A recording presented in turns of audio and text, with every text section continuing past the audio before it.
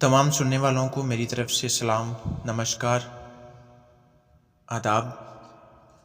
جیسا کہ ہم سبھی جانتے ہیں کہ جب بھی کوئی مسلم عالم بائبل پر بات کرے تو وہ کہے گا کہ یہ ٹیمپرڈ فارم میں ہے، یہ بدلی ہوئی ہے، کیونکہ وہ ساتھ قرآن کی بات کرے گا، ساتھ بائبل کی بات کرے گا، اور جب یہ بات کر لے گا تو ساتھ اس کے بعد یہ بھی کہے گا کہ دیکھو یہ ہے قرآن جس کی حفاظت کا ذمہ اللہ نے لیا ہے، اور یہ وہ قرآن ہے جو کہ باقی کتابوں پر بھی نگہبان ہے۔ اب باقی کتابوں سے مراد کون سی کتابیں ہیں؟ جیسے کہ بائبل میں تورات ہے اور زبور ہے اور انجیل ہے، تو یہ وہ کتابیں ہیں جن پر بات کی جاتی ہے کہ قرآن نگہبان ہے، یعنی کہ جو کچھ ان کتابوں میں انسانوں نے آگے پیچھے کیا اس کو اللہ تعالیٰ نے قرآن میں صحیح طور پر بتا دیا کہ یہ بات کیسی تھی اور لوگوں نے اس کو کس طریقے سے بدلا، اور جو کچھ ان پہلی کتابوں میں لوگوں نے اللہ کے کلام کو بدلا ہے وہ کلام اللہ نے قرآن میں بتا دیا کہ یہ چیزیں تم لوگوں نے پہلی کتابوں سے نکال کر کچھ اور ایڈ کر دیا ہے۔ ایسا ہی کچھ کلپ جو ہے میں آپ کو دکھانا چاہتا ہوں جس میں مرزا محمد علی انجینئر بائبل کو لے کر کچھ ایسی ہی باتیں کرتا ہے۔ سائل ندیم صاحب سے وہ مفتی صاحب کہہ رہے تھے نا، تورات تو پڑھنا ہی گناہ کا کام ہے، اور نبی صلی اللہ علیہ وآلہ وسلم ناراض ہو گئے تھے حضرت عمر فاروق رضی اللہ تعالیٰ عنہ سے اس بات کے اوپر۔ میں مسلمان ہوں، میرے پاس کوئی خاص ویلیڈیٹڈ ڈیٹا نہیں تھا سوائے اسرائیلیات کی۔ میں وہ کیوں بتا رہا ہوں، ریڈ ہائفر بھی آپ لوگوں نے اسرائیلیات میں کیوں نہیں ڈال رہے؟ یوٹیوب پہ آگے تو اسرائیلیات نہیں ہے، وہ اگر گوگل پہ لکھا ہوا ہے یا ٹیکسس سے وہ چلے ہیں 5 بچڑے کمرشل ایئر لائن میں، وہ اسلام کا تو کوئی تعلق نہیں سے، یہ بھی تو اسرائیلیات ہے۔ یہاں پہ آگے ہم اسرائیلیات کیوں نہیں کر رہے؟ حضور نبی کریم صلی اللہ علیہ وآلہ وسلم آپ کے پاس ایک مرتبہ حضرت عمر ابن خطاب رضی اللہ عنہ آپ نے نا تورات کی کچھ آیات پڑھی تو کریم آقا علیہ الصلوۃ والسلام نے ناراضگی کا اظہار فرمایا، تو کسی نے کہا عمر دیکھ نہیں رہے کریم آقا علیہ الصلوۃ والسلام کا مبارک چہرہ سرخ ہو گیا، تو آپ نے فرمایا کریم آقا علیہ الصلوۃ والسلام فرمایا کہ آج اگر حضرت موسیٰ علیہ السلام بھی دنیا میں تشریف فرما ہوتے تو وہ بھی قرآن پڑھتے۔ تو اس سے پتہ چلتا ہے ایمان باقی کتابوں پر ضروری ہے اور عمل قرآن پہ ہوگا۔ اور یہ ذہن میں رکھیے گا کہ ہم نالج کے طور پر ضرور انجیل کو، تورات کو پڑھتے ہیں، لیکن اس کی کسی بات کو بھی درست نہیں سمجھتے اس وقت تک جب تک کہ وہ فٹ ان نہ بیٹھے قرآن کے ساتھ۔ اور یہ وہی سیم بات کر رہا ہے جو کہ میں نے ابھی آپ کو بتائی ہے۔ اصل میں نا کچھ لوگ خاص طور پر دین اسلام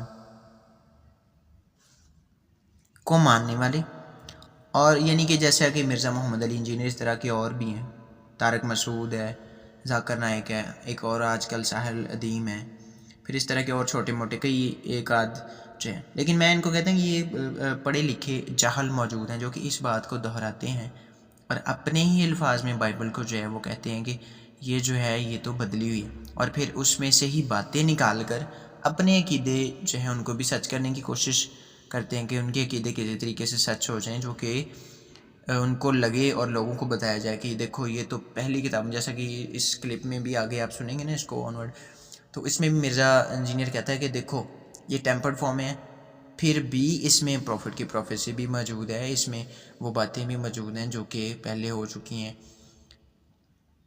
اور ان کو پھر بدلا گیا۔ بھئی اگر تو یہ بدلی گئی تو پھر میرے نہیں خیال میں کہ تم کو جو ہے وہ اس میں سے عقیدے نکال کر سچ ثابت کرنے کی ضرورت ہے۔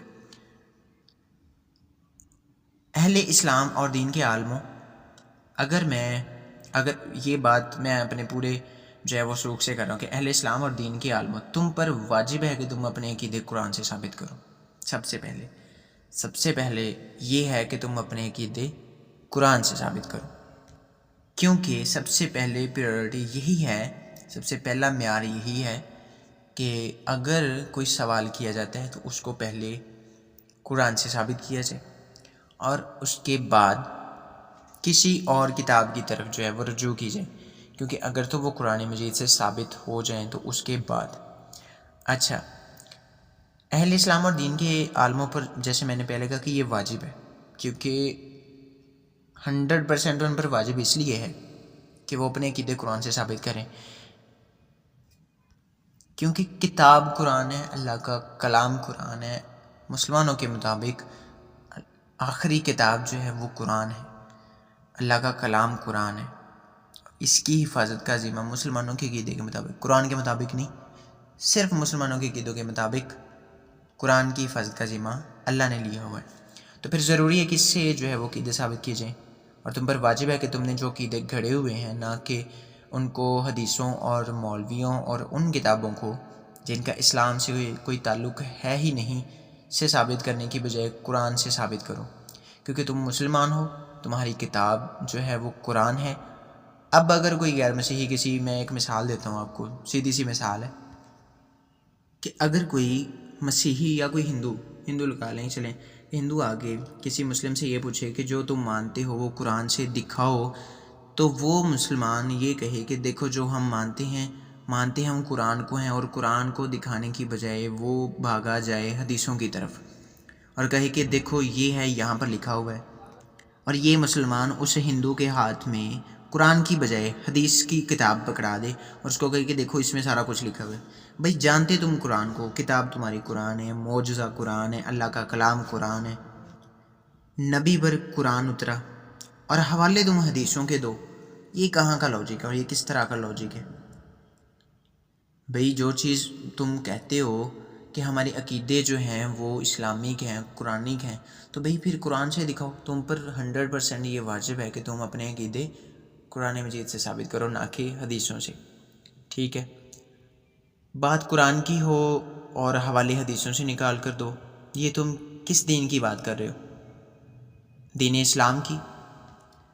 دعوے جو ہیں، دعوے تم لوگ کرتے ہو، دعوے تم قرآن کو بیس بنا کر کرو، اور ثابت جو ہے وہ حدیثوں سے۔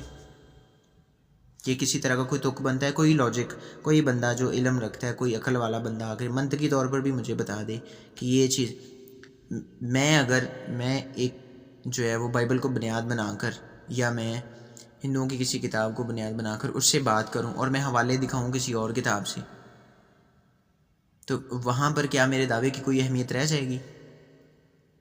میرا دعویٰ وہاں پر 0% گنا جائے گا۔ تو سیم یہی بات ہے کہ دعوے تم قرآن کو بیس بنا کر کرو، اور ان کی جو حوالے ہیں اور ان کی جو ثبوت ہیں اس کو ثابت جو ہے وہ تم حدیثوں سے کرو۔ کیا قرآن تمہارے عقیدوں پر پورا نہیں اترتا؟ کیا تم اپنے عقیدے قرآن سے گھڑتے ہو؟ یہ تمہیں کس نے کہا کہ دعوے قرآن سے کرو اور فالو حدیث کو کرو اور حوالے میں وہ حدیث سے دو؟ یہ بات کہاں لکھی ہے کہ فالو بھی حدیث کو کرو اور حوالے بھی حدیث کے دو اور مانو قرآن کو؟ آخری کتاب قرآن ہے، اللہ کا کلام قرآن ہے، نبی پر قرآن اترا، اور حوالے اور فالو جو کر رہے ہو، جو جتنی بھی اسکرپٹ آپ کے سامنے جو آپ کی زندگی میں چل رہی ہے وہ حدیث سے چل رہی ہے۔ جتنے بھی دعوے قرآن کو بیس بنا کر کیے جاتے ہیں اور ان کا وجود جو وہ حدیثوں میں ملتا ہے، تو میرے مطابق میں یہ کہتا ہوں کہ وہ دعوے 0% ہیں، ان دعووں کی کوئی اہمیت نہیں ہے، کوئی حقیقت نہیں ہے، کوئی ان کا وجود نہیں ہے۔ تم پر واجب ہے کہ اپنے عقیدے قرآن سے دکھاؤ اور ثابت کرو۔ قرآن نے تمہیں کچھ نہیں دیا۔ میں انڈائریکٹلی اور ڈائریکٹلی ان لوگوں سے بات کر رہا ہوں جو کہ اسکالرز ہیں، جو اس بات کو اچھالتے ہیں، زیادہ اچھالتے ہیں کہ دیکھو جی بائبل ٹیمپرڈ ہے۔ بھئی بائبل ٹیمپرڈ ہے، پہلے قرآن کو بتاؤ کہ قرآن ٹیمپرڈ ہے یا نہیں ہے۔ یہ جو کچھ بھی آج قرآن کے نام پر چل رہا ہے نا، وہ صرف تمہاری اپنی بنائی گئی اصطلاح اور اپنے ذہن سے بنائے گئے عقیدے ہیں۔ اس بات کو میں بار بار ایڈریس کر چکا ہوں، خیر میں کرتا رہوں گا۔ جیسے جیسے لوگ اس طرح کے لوگ اور اس طرح کے عالم لوگ اس طرح کی بونگیاں مارتے رہیں گے، تب تک میں یہ بات کرتے رہوں گا۔ اور میں کہتا ہوں کہ اگر تم سچے ہو تو اپنے عقیدوں کو قرآنی طور پر ثابت کرو، نہیں تو ان عقیدوں کو ماننا چھوڑ دو، یا پھر ان کے بارے میں کسی بھی دوسرے مذہب کے بارے میں تبلیغ کرنا چھوڑ دو، کیونکہ ہر کسی دوسرے مذہب کے لوگوں کو اپنے یہ غیر قرآنی عقیدے بتا کر جو تم مسلمان کرنے کی کوشش کرتے ہو نا، یہ کیسے دین کی کوشش ہے جس کی کتاب تو قرآن ہے لیکن عقیدے اور باتیں اور دعوے حدیثوں میں سے ملتے ہیں یا پھر خود کے گھڑے ہوئے ہیں؟ اور بائبل کو یہ کہنے والے کہ بائبل بدل گئی ہے۔ پہلے قرآن پر غور کرو، جیسے میں نے پہلے کہا کہ جتنے بھی تمہارے عقیدے ہیں سب سے پہلے ان کو قرآن سے ثابت کرو، اس کے بعد بائبل کی طرف نظر کرنا۔ سب سے پہلے قرآن کے عقیدوں پر غور کرو، پہلے قرآن کو اللہ تعالیٰ کا کلام ثابت کرو، پہلے قرآن کو آخری کتاب ثابت کرو۔ مرزا انجینئر کہتا ہے کہ اس میں یعنی قرآن میں نئی باتیں ہیں۔ میں تم سے کہتا ہوں کہ کون سی ایسی نئی بات ہے جو پہلی کتابوں میں نہیں بتائی گئی اور جو قرآن نے لوگوں کو نیا ورژن دیا ہے اور نئی باتیں دی ہیں اور قلم بند کروایا گیا ہے اس کو. جیسے جیسے یہ قلم بند ہوا ہے میں نے وہ بھی بتایا آپ کو. ٹھیک ہے, اب میرا سوال یہ ہے کہ قرآن نے ایسا کیا دیا ہے جو کہ پہلے مذاہب نے یا پہلی کتابوں نے نہیں دیا؟ یہ میرا سوال ہے, اس کو نوٹ کیجیے گا, اور جو کہ جواب دینا چاہیے وہ مجھے جواب دے سکتا ہے کہ قرآن نے ایسا کیا دیا ہے. قرآن نے یہ دیا ہے, اسلام نے یہ دیا ہے کہ 4 شادیاں کرو, مرد ایک ہو اور عورتیں اس کے لیے 4 جائز کر دی گئی. یا اسلام نے یہ دیا ہے کہ بے شک, حالانکہ سائنس اس کو ڈینائی کرتی ہے, سائنس کہتی ہے کہ کبھی بھی اپنے خون میں جو ہے وہ شادی نہیں ہو سکتی, اس سے بہت سی پیچیدگیاں پیدا ہوتی ہیں جس سے آگے جو ہے وہ نسل کشی میں بہت مسائل پیدا ہوتے ہیں. لیکن قرآن کیا کہتا ہے اور اسلام کیا کہتا ہے؟ اسلام کے مطابق بھئی آپ اگر 4 شادیاں کریں تو آپ اپنے سگے جو بھائی کی بیٹی ہے, مطلب وہ اگر 2 کزنز ہیں سگے, تو وہ آپس میں شادی کر سکتے ہیں, حالانکہ سائنس اس بات کو ڈینائی کرتی ہے. تو کیا قرآن یہ سکھاتا ہے یا قرآن یہ کہتا ہے کہ جو لوگ مشرک ہیں, جو لوگ اللہ کو قبول نہیں کرتے, ان کے گردنیں جو ہیں وہ اتار دو, ان کا جو ہے وہ ان کو مار دو, ان کو جان سے ہی مار دو؟ اور یہ قرآن نے نیا دیا اس دنیا کو؟ خود قرآن کے 50 ورژن اس دنیا میں موجود ہیں, اور ان 50 میں بہت تضاد موجود ہے. میں اگر نکالنے لگ جاؤں تو میرے کو 2 ڈھائی 3 گھنٹے جو ہیں وہ صرف اسی بات پر لگ جائیں کہ کون کون سے ورژن میں کون کون سے جو تضادات موجود ہیں, کون سی غلطیاں موجود ہیں. اور وہ ترجمے کی بات نہیں میں کر رہا, مت سمجھیں وہ لوگ جو سمجھتے ہیں کہ میں ترجمے کی بات کر رہا ہوں. بھائی عربک ٹیکسٹ کی بات کر رہا ہوں. عربک ٹیکسٹ میں ایسے ایسے جول موجود ہیں کہ کوئی بندہ سوچ بھی نہیں سکتا. اور جن لوگوں نے اس کو پڑھا ہوا ہے نا, وہ اس کو پتہ نہیں اپنے طریقے سے کبھی کہتے ہیں کہ ہاں جی وہ اس کی گرامر کی وجہ سے ہے, وہ ایک کی جگہ 2. بھائی جب لفظ بدلتا ہے نا, تو لفظ بدلنے سے جو سنٹینس ہوتا ہے, سنٹینس کا مفہوم بدلتا ہے. مفہوم بدلنے سے اس کا جو سیاق و سباق میں مطلب ہوتا ہے نا, وہ پورے کا پورا بدل جاتا ہے. قرآن کے 50 ورژن میں حفص اور ورش کا ورژن جو وہ مشہور ہے. حالانکہ حفص کا جو ورژن ہے یہ 93 یا 97% اس دنیا میں پڑھا جاتا ہے, لیکن ان دونوں میں بھی 51 ایسے ورڈز ہیں جو کہ عربی متن میں موجود تو ہیں لیکن مختلف ہیں دونوں میں. اور پھر کسی طرح مسلمان نے ہمت کر کے ان اگر تمام ورژن کو ایک ورژن میں بدل بھی دینا, تو اس کے بعد بھی ان کے لیے مشکل اور زیادہ بڑھ جائے گی. تنقید بائبل پر کرتے رہتے, خود اپنی طرف نہیں دیکھنا ان لوگوں نے کہ قرآن کا کیا صورتحال ہے اس وقت. اگر یہ ہمت کر کے ان تمام ورژن کو, جیسے حضرت عثمان نے قرآن جلائے تھے نا, 10 لاکھ انہوں نے قرآن کی کاپیاں جلائی تھیں تاکہ وہ ایک اپنا رکھ سکیں, اور ایک انہوں نے خود سے لکھوایا.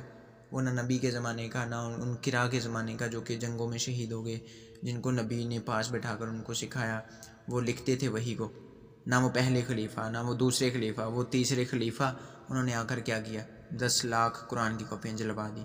جلوانے کے بعد کیا کیا, خود لکھوایا ہے قرآن, اور جو لکھا گیا پھر اس کا بھی ہمیں کچھ نہیں پتہ. اور یہ جو اس وقت موجود ہے اس کی بھی میں نے بڑے اچھے طریقے سے جو ہے وہ آپ سب کو ڈیٹیل بتائی تھی کہ یہ کون بندہ تھا اور کیسے اس نے لکھا اور کیا کرتا تھا. اب ان ورژنز کو ایک کرنے کے بعد مسلمانوں کی جو ان کی مشکل ہے وہ کیسے بڑھے گی؟ وہ اس طریقے سے بڑھے گی کہ کیونکہ ایک ورژن میں بدل کر بھی اس قرآن کو جو ہے اس وقت جو موجودہ قرآن حفظ کا ورژن, اس کو نبی کے زمانے کا قرآن ثابت کرنا ان کے بس کی بات ہی نہیں ہے. قرآن ثابت ہو ہی نہیں سکتا کہ یہ نبی کے زمانے کا. میں نے اس کے لیے ایک حدیث بھی دی تھی کہ نبی نے خود اپنی جو ہے وہ ذاتی زندگی میں انہوں نے قرآن کو جو ہے وہ قلم بند نہیں کروایا. ظاہر ہے وہ کیسے کرواتے, وہ پڑھنا لکھنا نہیں جانتے تھے, ان کو نہیں آتا تھا. تو باقی جو قرا جو تھے انہوں نے ان کی جو وحی آتی تھی اس کو نوٹ کیا, اور وہ جو قرا تھے پھر ان کے آگے جو قرات تھی ان کے جو ان کے مصحف تھے ان کی صورتوں میں بھی فرق, کسی میں 112 ہیں, کسی میں 114 ہیں. الاتقان پڑھیں نا آپ, الاتقان, اس میں یہ ہر چیز ایڈریس کی ہوئی ہے کہ کس کے مصحف میں کتنے تھے قرآن کتنے تھے, ان کی قراتیں کس کس طرح کی تھی, اور کیا طریقہ کار تھا, رسم الخط کیا تھا, کیسے لکھا جاتا تھا, اس کو کیسے پھر کتابی شکل دی گئی. اور جب بات کی جاتی ہے نا کہ حضرت ابو بکر صدیق نے اس کو جو ہے وہ قلم بند کروانے کے لیے جو قلم بند کروایا اور اس کو اکٹھا کیا, بھئی اس نے کتابی شکل پھر بھی نہیں, اس نے اس کو اکٹھا کیا, اکٹھا کرنے کے بعد ایک صندوق میں ڈال دیا. کتابی شکل تب بھی نہیں آئی تھی, اگر کوئی کہے نا آگے کی کتابی شکل آئی تھی، یہ سب آپ کو الاتقان میں مل جائے گا. تو ہر مصحف میں فرق، ہر مصحف کی جو صورتیں ہیں، کسی میں 116 ہے، کسی میں 114 اور کسی میں 112. پھر کسی نہ کسی طرح اجماع ہوا تو ان لوگوں نے جب عثمان کے بعد جب قرآن آیا تو پھر اس میں 114 ڈال دی. اس میں پھر آپ کو بتائے گا ترتیب کا فرق، اور اس وقت تو جو ہے وہ بے شمار ایسے فرق ہے. لیکن نگاہیں مسلمانوں کی صرف بائبل پر ٹکی ہوئی ہیں. دیکھو جی، بائبل ٹیمپرڈ فارم میں، بائبل بدل گئی ہے، ایسے باتوں کو اچھالتے ہیں، ایسی باتیں کرتے ہیں. بائبل بدل گئی ہے، بائبل ٹیمپرڈ فارم میں، بائبل کو نہیں مان. یہ انجینئر کہتا ہے کہ دیکھو بائبل کو پڑھ سکتے ہو، اس پر عمل نہیں کرنا، کیونکہ ہم اس کو جو ہے وہ اللہ کا کلام مانتے ہی نہیں ہیں. اور بھئی اس کو چھوڑو، میں یہ کہتا ہوں کہ قرآن اللہ تعالیٰ کا کلام نہیں ہے. میرا یہ کلیم ہے. اس کو ثابت کر سکتے ہو؟ اس کو اللہ تعالیٰ کا کلام ثابت کر سکتے ہو؟ اس قرآن کو جو اس وقت موجودہ ہمارے ہاتھوں میں، کہ اس قرآن کو نبی کے زمانے کا قرآن ثابت کر سکتے ہو؟ بائبل کی طرف بڑا بھاگ کر جاتے ہو. پہلے اپنے گریبان میں جھانک کر دیکھو کہ تم کیا ثابت کر سکتے ہو. مائک میں بیٹھ کر چند سوالوں کے جواب دے کر یہ دعویٰ کر دینا کہ دیکھو بائبل بدل گئی. اس کو پڑھنا تو پڑھنے کی حد تک تو ٹھیک ہے، اس پر عمل نہیں ہم کر سکتے. اور قرآن دیکھو ایسی کتاب ہے کہ اس میں اللہ تعالیٰ نے ہر چیز کے واضح بیان کیا ہوا ہے، اور پھر اس کے لیے اللہ تعالیٰ کی حفاظت خود اللہ تعالیٰ نے لی ہوئی. یہ ایک آخری کتاب ہے. یہ تمام دعوے کرنے سے پہلے سب سے پہلے قرآن کو اللہ تعالیٰ کا کلام ثابت کرو، ہے بھی یا نہیں. کیا یہ آخری کتاب ہے؟ یہ بھی ثابت کرو. کیا یہ آخری نبی پر نازل ہوئی؟ نبی کون تھے یہ بھی ثابت کرنا پڑے گا. نبی کا قرآن کہاں ہے؟ اور جس نبی پر یہ قرآن مجید نازل کیا گیا اس نبی کا نام کیا ہے؟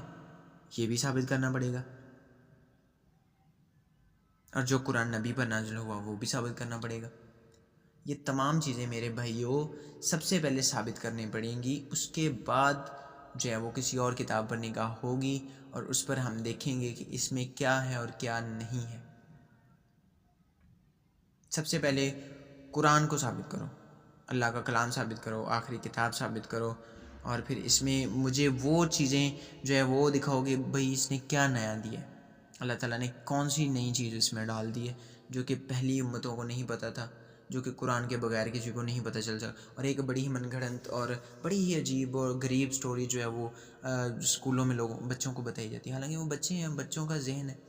ان کو بتایا کیا جاتا ہے؟ ان کو یہ کہا جاتا ہے کہ دیکھو جو یورپین لوگ ہیں نا، جو یورپ کنٹریز ہیں، انہوں نے اتنی ترقی کر لی، انہوں نے ساری ترقی قرآن کو پڑھ کے کی ہے. اور ہمارے لوگ دیکھو جی، ہمارے مسلمان قرآن کو پڑھتے نہیں ہیں، اس لیے یہ ترقی نہیں. اور بھائی کیسی سٹوریز ان بچوں کے کورے کاغذ جو ان کے مائنڈ ہوتے ہیں، ان کے دماغوں میں کیسی سٹوریز ڈالتے ہیں کہ دیکھو جی یورپین کنٹریز کے جو لوگ ہیں انہوں نے تو قرآن پڑھ کے ترقی کر لی. بھائی کون سا قرآن پڑھ کے ترقی کر لی؟ مجھے کوئی بندہ بتا سکتا ہے؟ کوئی چیز بندہ اس بات کو ثابت کر سکتا ہے منطقی طور پر بھی، قرآنی طور پر بھی، کہ سائنسی طور پر بھی؟ تینوں طریقوں سے کوئی بندہ ثابت کر سکتا ہے کہ اس وقت جو قرآن مجید ہمارے پاس موجود ہے، اس کو پڑھ کر جو ہے وہ یورپین کنٹریز نے جو ہے وہ اسرائیل تو بھئی، کیونکہ یورپین کنٹریز جو ہیں اس حساب سے اگر دیکھا جائے تو اسرائیل اس وقت اس کا بیک گراؤنڈ نکال کے دیکھیں تو بہت ہی تمام ملکوں سے جو وہ آگے ہے. ٹھیک ہے، تو اس کا مطلب ہے یہ جو جتنی ہمارے پاس ٹیکنالوجی کی یہ ساری اسرائیل کی چل رہی ہے. تو اگر اسرائیل کی چل رہی ہے تو اس کا مطلب اسرائیل نے قرآن کو پڑھا. وہ تو مسلم کنٹریز کے باشندوں کو اپنے کنٹری میں آنے کا الاؤ ہی نہیں کرتا. وہ قرآن کو پڑھے گا، بندوں کو الاؤ نہیں کر رہا، وہ قرآن کو پڑھ کے ترقی کرے گا. کیسی عجیب سٹوریز ہیں، کیسی کہانیاں. اور بس اتنا ہی ان کو پتہ ہے، اتنا ہی ان کے بڑوں نے ان کو بتایا، اور ایسے ہی چل رہا ہے. ایسے مولوی صاحبان جو کہ ممبر پر بیٹھ کر مائک سامنے اور یہ کہتے ہیں کہ دیکھو بائبل پڑھنے کی حد تک ٹھیک ہے، اس کو پڑھو، لیکن اس پر عمل جو ہے وہ قرآن پر کرو. بھئی قرآن پر کون سی بات پر عمل کرنا ہے، اور کون سی ایسی نئی بات ہے جس پر عمل کرنا ہے اور جو پہلی کتابوں نے نہیں بتائی؟ تو میرا یہ تمام باتیں ان عالموں سے اور ان لوگوں سے جو ان باتوں کا جو نالج رکھتے ہیں. اور میرا یہ سوال بھی، میں نے جتنے سوال کیے میرے تمام سوال ان لوگوں سے قرآن کے بارے میں جو میں نے سوال کیے، مجھے ان کے جواب دینے چاہیے ان کو واجب ہے کہ اپنے عقیدے جو ہے وہ قرآن سے ثابت کریں، جیسے بھی ہوتا ہے وہ قرآن سے ثابت کریں. حدیثوں کا قرآن سے کوئی تعلق نہیں ہے، حدیثوں کا اللہ کے کلام سے کوئی تعلق نہیں ہے، تو پھر اس لیے ضروری ہے کہ وہ اپنے عقیدے قرآن سے